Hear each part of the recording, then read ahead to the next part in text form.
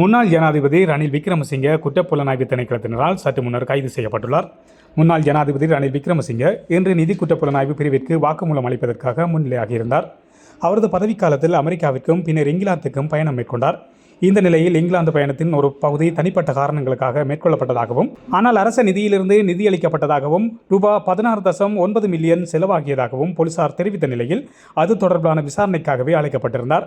விசாரணையின் ஒரு பகுதியாக முன்னாள் ஜனாதிபதியின் செயலாளராக இருந்த சமன் ஏக்கநாயக்க மற்றும் ரணிலின் தனிப்பட்ட செயலாளராக இருந்த சாண்ட்ரா பெரேரா ஆகியோர் ஏற்கனவே போலீசாரிடம் வாக்குமூலம் வழங்கியமையும் குறிப்பிடத்தக்கதாகும். இதேவேளை முன்னாள் ஜனாதிபதி ரணில் விக்ரமசிங்கே இன்று கைது செய்யப்படலாம் என்று போலி பிரச்சாரம் செய்யப்படுவதாக முன்னதாக தகவல்கள் வெளியாகியிருந்தன.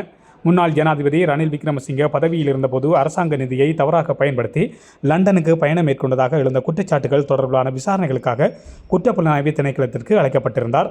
இதன்படி அவர் இன்று காலை குற்றப்புலனாய்வு துறைக்கு விசாரணையின் நிமித்தம் வருகை தந்தார்.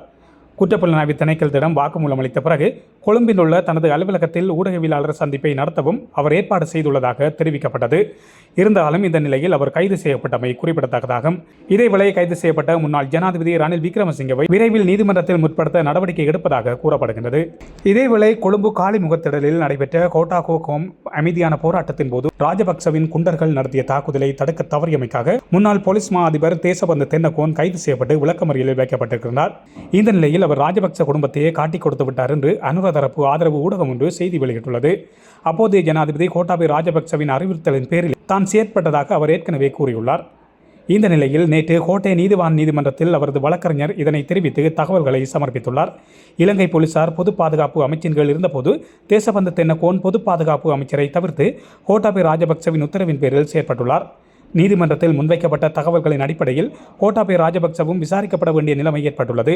இதேவேளை தற்போதைய நிலையில் கோட்டாபய ராஜபக்சவை தேசபந்து தென்னகோன் காட்டிக் கொடுத்தமை போன்று மேலும் பல ராஜபக்சர்கள் காட்டிக் கொடுக்கப்படலாம் என்றும் கூறப்படுகின்றது. இதன் மூலம் பல உண்மைகள் அம்பலமாகும் என்றும் ஆய்வாளர்கள் சுட்டிக்காட்டியுள்ளனர். இந்த நிலையில் இன்று முன்னாள் ஜனாதிபதி ரணில் விக்ரமசிங்கே கைது செய்யப்பட்டுள்ள நிலையில் தேசபந்து தென்னகோன் கொடுத்த தகவலின் அடிப்படையில் கோட்டாபய ராஜபக்சவிடமும் சிஐடியினர் விசாரணை மேற்கொள்ளப்பட உள்ளதாகவும் தகவல்கள் வெளியாகியுள்ளன. இதுபோன்ற செய்திகளை உடனுக்குடன் தெரிந்து கொள்ள மீரா தமிழ் சேனலை சப்ஸ்கிரைப் செய்து இணைந்தீர்கள்.